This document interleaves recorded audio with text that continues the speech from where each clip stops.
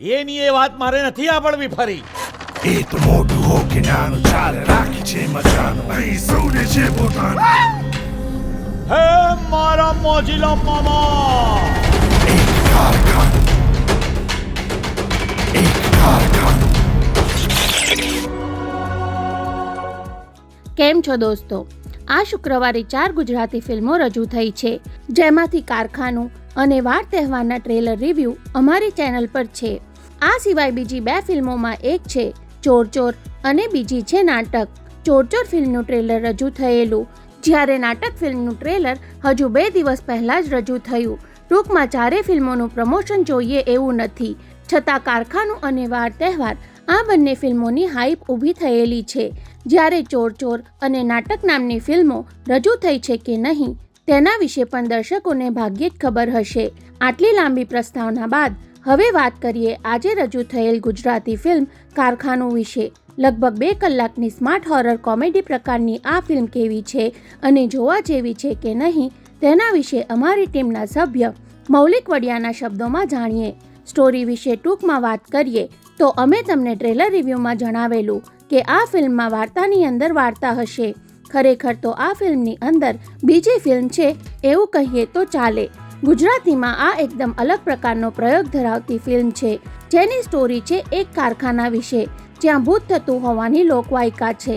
આ કારખાનામાં 3 કારીગરો કાળી ચૌદસની રાત્રે કામ કરવા જાય છે અને તેમની સાથે શું ઘટના બને છે તે તમને આ ફિલ્મમાં જોવા મળશે. ફિલ્મના પ્લસ માઇનસ પોઈન્ટની વાત કરીએ તો ગુજરાતી ફિલ્મોમાં આ એકદમ નવા પ્રકારનો પ્રયોગ ધરાવતી ફિલ્મ છે. કદાચ બીજી ભાષામાં પણ આ પ્રકારની ફિલ્મ કોઈ આવી હશે કે કેમ તે ખ્યાલમાં આવતું નથી. એટલે સૌથી પહેલાં તો ફિલ્મના કન્સેપ્ટ માટે મેકર્સને અભિનંદન આપવા જોઈએ. સ્માર્ટ હોરર કોમેડી ફિલ્મના નામે આ ફિલ્મ પ્રમોટ કરવામાં આવી છે, જે પૂરી રીતે સાર્થક થાય છે એવું કહીએ તો ચાલે. ફિલ્મમાં હોરર તો છે જ, પરંતુ ફેફસાફાળ કોમેડી છે. ખાસ કરીને ફિલ્મ લાઇન અને થિયેટર સાથે સંકળાયેલા લોકોને આ ફિલ્મ ઘણું નવું શીખવી જાય એવી કહી શકાય. એટલે જે લોકો આર્ટ સાથે જોડાયેલા છે તેમણે તો આ ફિલ્મ 100% જોવી જોઈએ. ફિલ્મની શરૂઆતની અડધી કલાક સ્ક્રીન પર શું ચાલી રહ્યું છે તે કદાચ ન સમજાય એવું બને, પરંતુ જેમ જેમ ફિલ્મ આગળ વધશે અને એન્ડ આવશે ત્યારે શરૂની અડધી કલાકની વાર્તા ખરેખર કેમ અલગ હતી તે ખ્યાલ આવી જશે. ટૂંકમાં ખરેખર સ્માર્ટ પ્રકારની સ્ટોરી લખાઈ છે અને સ્ક્રીન પ્લે તથા ડાયલોગ્સ પણ સારા છે. ફિલ્મનું BGM, સિનેમેટોગ્રાફી અને ખાસ તો એડિટિંગ પણ શાર્પ થયું છે, એટલે ફિલ્મ તમને જરા પણ બોર નહીં થવા દે. માઇનસ પોઈન્ટની વાત કરીએ તો સૌથી પહેલાં તો એકદમ અલગ પ્રકારની ફિલ્મ લઈને નવા મેકર્સ આપણી સામે આવ્યા છે, પરંતુ તેઓ માર્કેટિંગમાં થોડી ચૂક કરી ગયા છે અને કદાચ રિલીઝ ડેટ પણ સિલેક્ટ કરવામાં થોડો માર ખાઈ ગયા છે એવું કહી શકાય.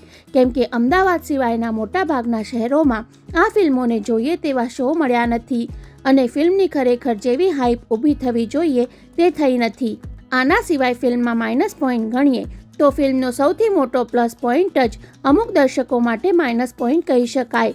કેમ કે શરૂઆતની અડધો કલાક સ્ક્રીન પર શું ચાલે છે તે સમજમાં ન આવતા તેમને કંટાળો આવી શકે, પરંતુ ત્યારબાદ આ કંટાળેલા દર્શકો પણ ફિલ્મથી પ્રભાવિત તો થશે જ. અને એક ખાસ વાત, શરૂઆતની આ 30 મિનિટ સિંગલ ટેકમાં શૂટ કરવામાં આવી છે, જે ખરેખર ખૂબ અઘરું કામ હોય છે. એટલે એના માટે ફરી એકવાર ડિરેક્ટરને ધન્યવાદ આપવા જોઈએ. રેટિંગની દ્રષ્ટિએ વાત કરીએ તો એકદમ ફ્રેશ સ્ટોરી, ચુસ્ત સ્ક્રીન પ્લે અને સારા ડાયલોગ્સ માટે 1 સ્ટાર આપવો જોઈએ. ફિલ્મમાં આમ તો મકરંદ અન્નપૂર્ણા અને કાજલ ઓઝા વૈદ્ય જેવા કલાકારો તો છે જ, પરંતુ બાજી મારી જાય છે 3 કારીગરો, એટલે કે હાર્દિક શાસ્ત્રી, પાર્થ મધુકૃષ્ણ અને અર્ચન ત્રિવેદી. એટલે કાસ્ટિંગ અને દમદાર એક્ટિંગ માટે 1 સ્ટાર આપવો જોઈએ. ફિલ્મનું મ્યુઝિક અને ખાસ તો BGM દરેક સીનમાં થ્રિલ ઊભી કરવાનું કામ કરે છે, જેના માટે અડધો સ્ટાર. ડિરેક્શન અને એડિટિંગ માટે 1 સ્ટાર. ઓવરઓલ પ્રોડક્શન વેલ્યુ ઠીકઠાક છે, પરંતુ બાકી બધી ટેકનિકલ બાબતો સારી હોવાને કારણે અડધો સ્ટાર આ ફિલ્મને આપી શકાય. ઓવરઓલ આ ફિલ્મને 5માંથી 4 સ્ટાર આપી શકાય. ટૂંકમાં જો તમે ગુજરાતીમાં એકદમ અલગ પ્રકારની ફિલ્મ જોવા માંગતા હોય તો આ ફિલ્મ સહપરિવાર જોવા જેવી છે. અને પહેલાં જણાવ્યું તેમ જો તમે ફિલ્મો, નાટકના શોખીન છો કે તે ઇન્ડસ્ટ્રી સાથે સંકળાયેલા છો તો આ ફિલ્મ તમને ખૂબ મજા કરાવશે અને શીખવશે એવું કહી શકાય. તમે આ ફિલ્મ જોઈ લીધી હોય તો તમને કેવી લાગી અને તમે કેટલા રેટિંગ આપશો તે કમેન્ટ કરી જણાવજો. અને ગુજરાતી ફિલ્મોની અવનવી અપડેટ જાણવા હંમેશા જોડાયેલા રહો ફિલ્મ રિવ્યૂ ગુજરાતી સાથે. જય જય ગરવી ગુજરાત.